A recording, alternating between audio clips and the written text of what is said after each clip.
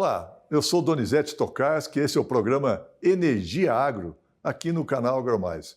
Hoje vou receber aqui uma personalidade, um amigo que é parlamentar, já está no 6º mandato como deputado federal, além de 4 mandatos como vereador em Salvador, e uma das pessoas que conhece e compreende muito a questão do desenvolvimento regional associado à industrialização, associado às questões ligadas à agricultura e, em especial, à agricultura familiar. Estou falando aqui do meu amigo deputado Daniel Almeida. Seja muito bem-vindo, deputado. Donizete, é uma honra estar aqui com você, discutindo sobre energia, sobre agro e sobre o desenvolvimento do nosso país nesse campo que é tão promissor e tem produzido bons resultados. Uma alegria. Muito bem, deputado. Deputado, como anda na sua leitura a questão da transição energética, em especial aqui no Brasil? Olha, Donizete, os dados todos que estão disponíveis internamente e para o mundo colocam o Brasil numa situação muito favorável nesta transição energética, pelas condições naturais que o Brasil apresenta e pelas políticas que têm sido adotadas nesse período, especialmente nesse período mais recente. Acho que nós estamos numa boa evolução nesse campo. Nós já temos uma matriz energética muito diversificada e com uma predominância de energias renováveis, eólica, solar, biomassa, a hidro, que já era uma presença muito forte. Nós temos feito programas muito adequados para substituição de combustíveis, né, que são mais poluentes, o B25, né? Que está... O B25, né? A gente tem expectativa disso. Pois é, está na trajetória já no 15, mas vai chegar ao B25, espero que seja uma coisa mais acelerada. Nós temos também uma renovação de frota, priorizando uma frota eletrificada, né? Agora, no dia 9, inclusive, de outubro, nós estamos inaugurando na Bahia a primeira fábrica de automóveis elétricos fabricados aqui no Brasil, a BYD, será aberta no dia 9 de outubro agora. Então, nós temos evoluído bastante em várias áreas na substituição energética. E temos ali no horizonte a COP30, né, que colocará o Brasil como protagonista de um debate mais intenso, mais acelerado e que eu espero também que produza resultados mais adequados para evoluir nessa direção. Nós temos, além do B25 que nós falamos aqui, nós temos aí o desafio de produzir o SAF. Esse é um desafio gigantesco que o Brasil oferece boas condições de fazer. Enfim, acho que a gente está fazendo as coisas corretas. É preciso, talvez, no Brasil sempre apostar e acelerar mais. Tem uma certa lentidão, mas estamos atentos. Deputado, em especial seu estado, a Bahia, né, nós temos visto diversos movimentos importantes nessa industrialização, nessa neoindustrialização lá.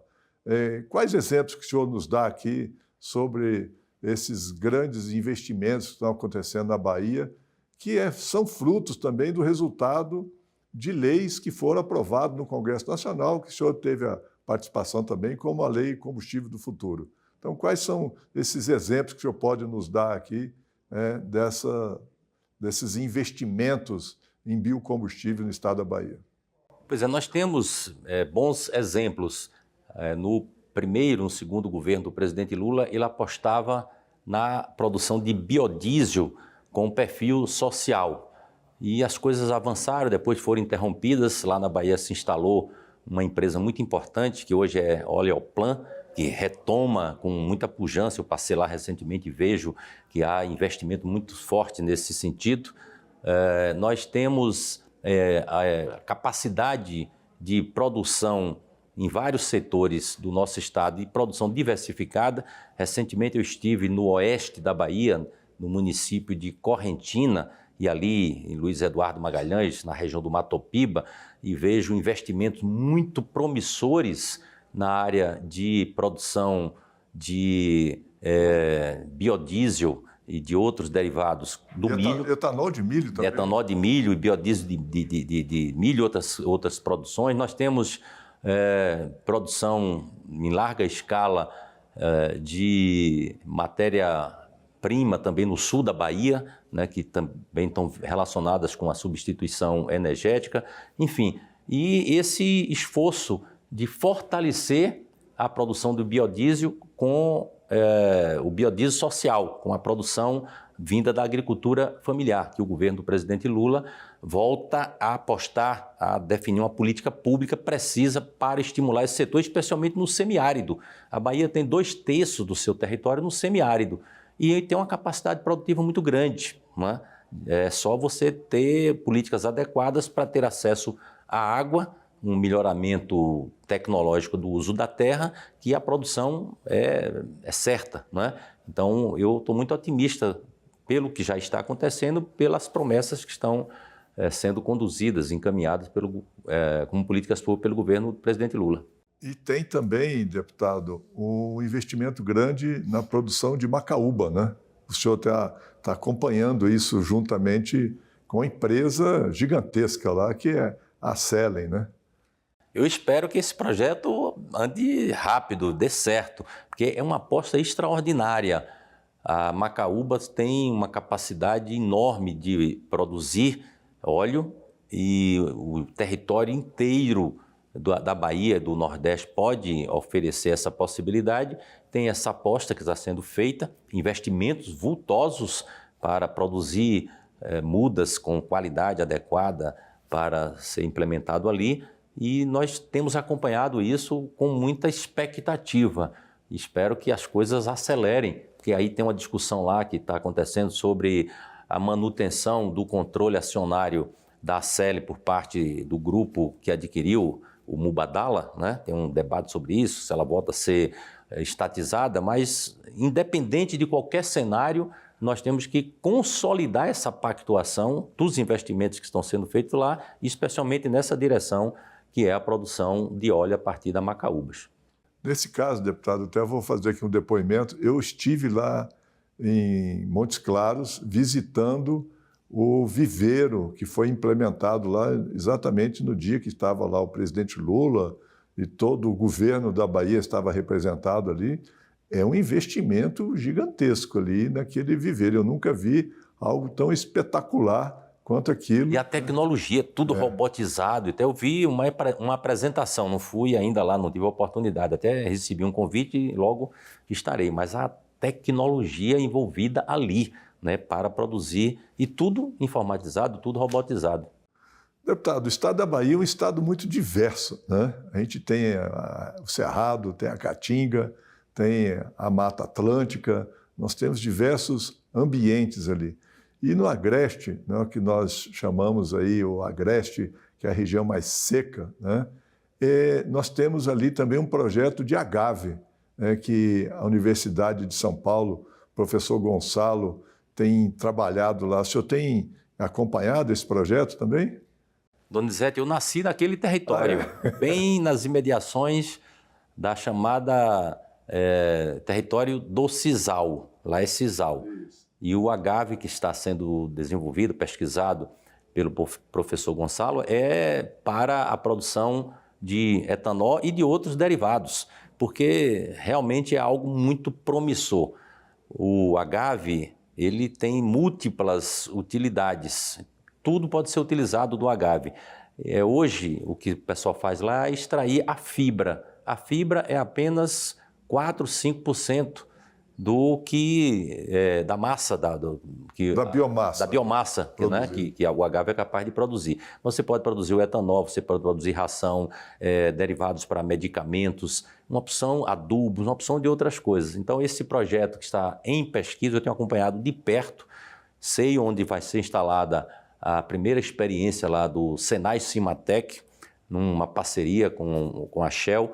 Tem outros investimentos que estão sendo feitos numa outra região, lá no município de Orolândia, que também está sendo estudado com a participação também do Senai Cimatec. E o mais importante, eu tenho acompanhado de perto uma parceria que foi feita com os produtores locais do território do Sisal, com a BDI, Associação Brasileira da Indústria, para fazer um levantamento mais preciso sobre as condições de produção da produção que já existe hoje, como é que isso se conecta com esse passo adiante que é o agave para outras finalidades e como faz o aproveitamento dessa biomassa com melhor eficiência. Então, isso é algo que eu tenho acompanhado muito de perto. Recentemente, fiz uma reunião muito ampla no município de Várzea Nova, com vários prefeitos, consórcios da região, exatamente para envolver todos os atores. O governador da Bahia constituiu um grupo de trabalho para acompanhar esse processo. Tivemos com o ministro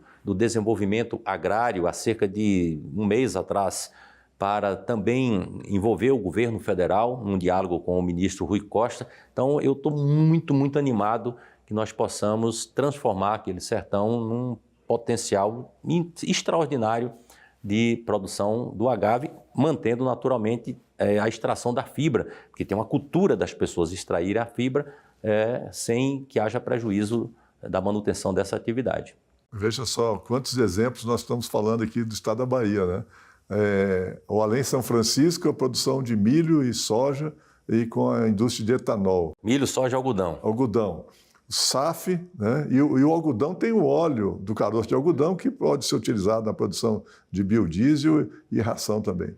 Aí nós temos a questão da SAF de Macaúba, né? Nós temos a produção também do dendê, né? Que também vira biodiesel. Nós temos a produção aí do sisal ou do agave que pode virar etanol. O estado da Bahia é um estado realmente nesse aspecto de produção de energia, além de energia eólica e energia solar, né?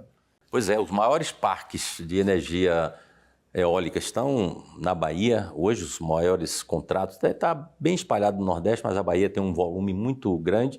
A energia solar também cresce extraordinariamente. Ainda tem muita biomassa no extremo sul, porque tem a celulose, que é uma produção muito intensa ali, e isso também pode ser transformado, uma parcela disso, em biomassa. E tem uma parte do Vale do São Francisco, que é a produção de frutas, né? Aí produz, tem frutas e tem também cana. A maior produtividade de cana no Brasil está na Agrovale, que é um grande investimento que produz cana para açúcar e para a produção de álcool com a maior produtividade do Brasil, porque é irrigado e não tem safra, não. A safra é permanente. Ali a usina roda o ano inteiro, né? Então é algo assim muito expressivo que dá essa dimensão do que é a Bahia, nessa capacidade produtiva. Muito bem.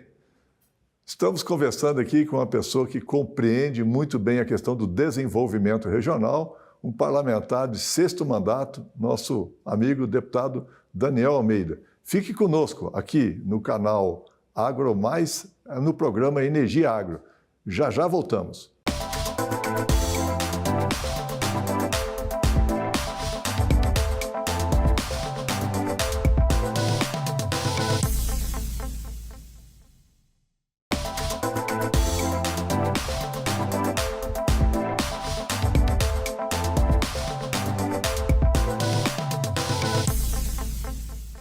Estamos de volta aqui no programa Energia Agro e hoje conversando aqui com o deputado Daniel Almeida. Deputado, o senhor falou há pouco aqui sobre o Senai Cimatec. O que representa esse Centro de Desenvolvimento Tecnológico para a Bahia, acho que para o Brasil e até para o mundo, né? Porque lá estão desenvolvendo tecnologias que são aplicadas em outras partes do mundo. O que representa esse importante Centro de Desenvolvimento Tecnológico? Olha, Donizete, é algo que dá orgulho à Bahia e ao Brasil. Eu circulo pelo mundo, fui recentemente algumas vezes na China. Devo estar voltando lá no final desse mês novamente. E toda essa pujança tecnológica que a China alcançou está relacionado com a capacidade de pesquisar, de ter centros, zonas de desenvolvimento, de tecnologia, de inovação. São investimentos que não cessam. Todas as grandes empresas fazem isso de forma muito organizada, sistemática e permanente. E na Bahia nós construímos isso. Hoje já é Universidade Senai Cimatec. Eles fazem pesquisas, fazem extensão, fazem ensino e nas mais diversas áreas. E é o centro de pesquisa, de inovação, que tem tido capacidade de disputar o maior volume de recursos do Fundo Nacional para o Desenvolvimento da Ciência. É uma coisa extraordinária. Todo recurso que chega lá é recurso muito bem aplicado. Essa capacidade de focar em resultados, né? Fazer pesquisa vinculada a alguma produção que tem relação direta com o mercado.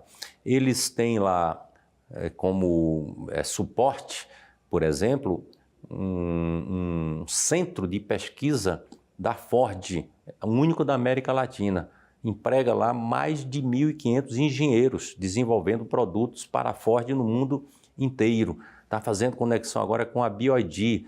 Eles têm um centro aéreo espacial para pesquisar nessa área aeroespacial. Tem Cimatec Mar para pesquisar também no mar. Tem um negócio de um robô, Flatfish. Eu vi lá esse robô. Que é uma coisa que já está no mercado global, com uma tecnologia desenvolvida ali. E desenvolver outras coisas. Esse negócio do Cimatec Sertão para desenvolver o agave, como é que a fibra pode ser adicionada a alguns outros produtos. Então, fazem pesquisa na área de fármacos também, que é uma coisa extraordinária. Então, aquilo é algo que orgulha muito a Bahia, o Nordeste, o Brasil, ganha destaque no mundo e que pode ser um exemplo para estimular a que outros centros como esse possam se desenvolver. É bom as pessoas conhecerem, visitar e conhecer o Senai Cimatec. E os empresários que têm interesse em desenvolvimento tecnológico devem procurar lá o Senai Cimatec para fazer os seus projetos lá, né, deputado? Tem uma ação muito importante de acolhimento desses interesses empresariais lá, né? Lá é sempre porta aberta. Eu, sempre que tem alguém visitando a Bahia, a gente faz questão de fazer contato com o Senai Cimatec e porta aberta sempre. E todos que chegam e têm em contato com o Senai Cimatec ficam impressionados e estabelece sempre alguma conexão para ter acesso a algum benefício nessa área. Eu estimulo muito.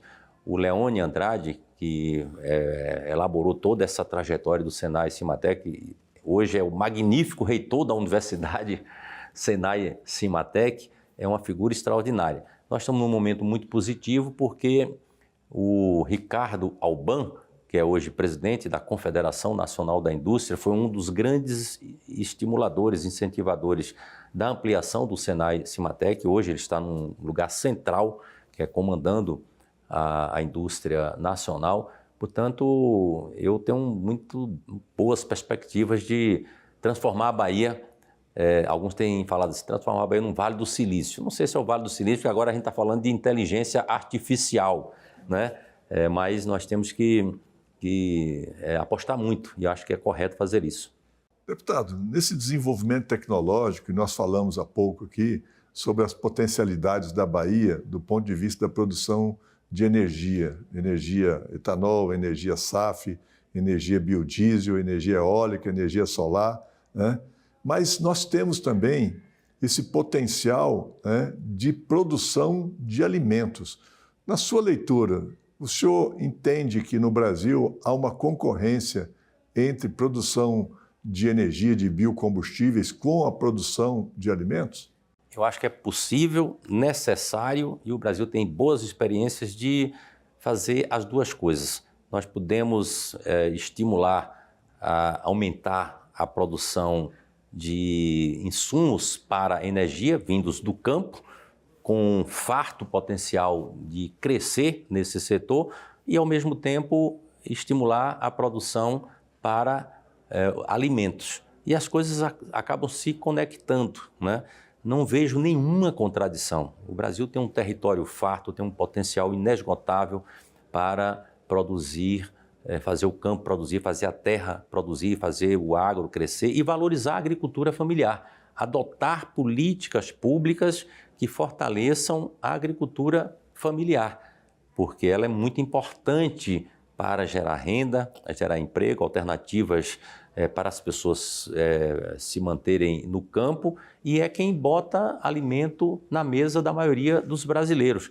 Então não tem que haver essa preocupação de concorrência entre uma coisa e outra. O oeste da Bahia eu vejo assim, um bom exemplo, né? Produz, vai fechando a cadeia para, a partir da produção de soja, ter o esmagamento, ter acesso ao produto industrializado, transformar aquilo em proteína, ampliar a capacidade de confinar bois, de produzir o suíno, de produzir carne de frango, ovos. Isso também pode chegar na agricultura familiar, porque tem muito potencial da agricultura familiar produzir esses alimentos e se beneficiar pela produção em maior escala que o agro é capaz de fazer. Então, acho que é ter espaço para identificar as características, o potencial de cada um desses setores e ter uma política pública definida para cada um deles, fortalecer e valorizar. Se a gente ficar olhando para o espaço de um ou de outro e ficar enxergando contradição, vai gastar energia um contra o outro quando não há necessidade disso ser feito. É mais no sentido de convergir. Veja só, deputado, o senhor falou aqui da Oleoplan, o tanto que é interessante essa relação com a agricultura familiar.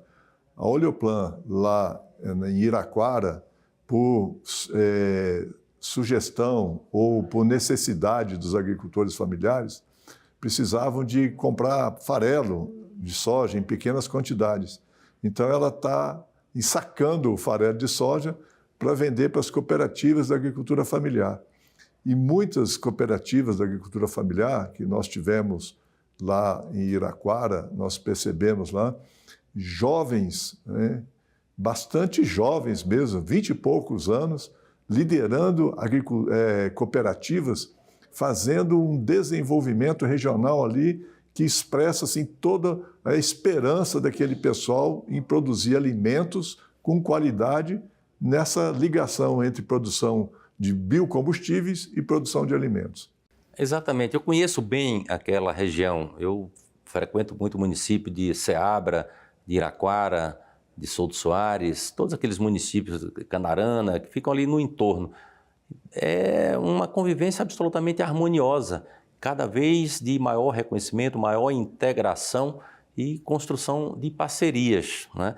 O que é necessário é a gente investir em formação, dar formação às pessoas, dar acesso a que os jovens que estão ali nessas regiões, que estão no campo, tenham acesso a uma formação qualificada, cursos cursos rápidos, de formação dirigida para uma determinada atividade, mas uma estrutura mais sólida também de formação de médio prazo, de mais longo prazo.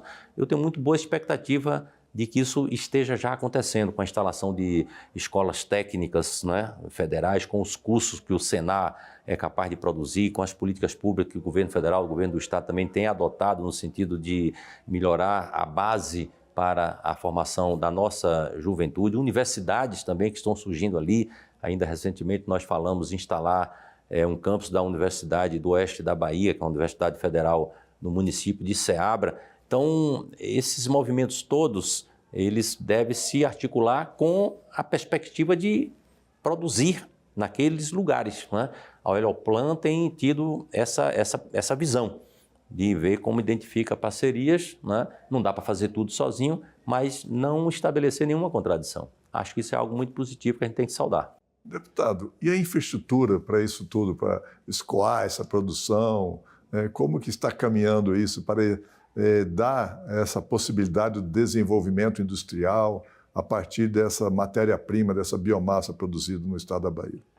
Olha, acho que o Brasil tem alguns déficits grandes nessa área de logística. É algo ainda muito lento. Tem algum planejamento, mas as coisas demoram muito de acontecer. Ali na Bahia nós temos um problema que é a ferrovia oeste e leste. Ela é decisiva, é estruturante e nós temos que acelerar esse processo teve problemas aí de interrupção em função dos contratos anteriores que envolvia a Bamin e está se tentando repactuar. Esse é um grande esforço que tem que ser feito. Há um outro grande esforço que a gente precisa tratar, que é o problema da hidrovia do Rio São Francisco. Ali nós temos uma via pronta, que é a hidrovia barata, e está tendo investimento agora para tornar navegável o trecho de Botirama até Juazeiro, que também dará oportunidade de uma boa infraestrutura.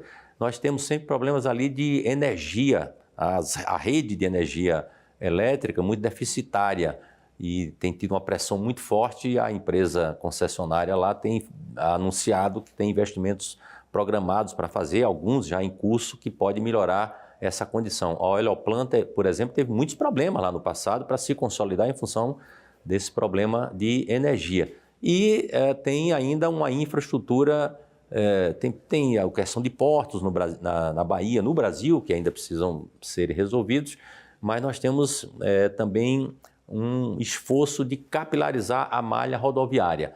Os principais eixos rodoviários estão razoavelmente estruturados, mas as vias vicinais precisam passar por um esforço mais acelerado de pavimentação para que a produção, que é feita lá no interior de cada município, no interior de cada estado, possa ter um fluxo mais adequado, com um custo menor para chegar nos grandes centros consumidores, né? E diminuir o chamado custo Brasil, né? Esse custo de logística é um custo muito elevado. Tem planos, tem medidas já definidas e sinalizadas, mas eu acho que é necessário a gente ter um compromisso maior, que eu imagino que o setor produtivo tem o papel também de pressionar nessa direção. O Brasil, a gente tem muita dificuldade de combinar as coisas entre trabalhadores e o setor produtivo. O sistema financeiro, às vezes, leva muita energia e o setor produtivo fica com algum prejuízo. Muito bem. Obrigado, deputado, por essa conversa. Espero tê-lo aqui novamente em breve. Estive aqui conversando com o deputado Daniel Almeida, da Bahia, 6º mandato parlamentar, uma pessoa que conhece com profundidade as questões da Bahia e do Brasil. Este é o programa Energia Agro. Aqui nós tratamos da transição energética no Brasil e no mundo. Acompanhe nossas redes sociais, no Instagram, no LinkedIn, faça seus comentários, ou então acesse a nossa página donizetetokarski.com.br. Lá você vai ter acesso a todos os programas. E também aqui no AgroMais TV. Fique ligado. Um abraço e até a próxima semana.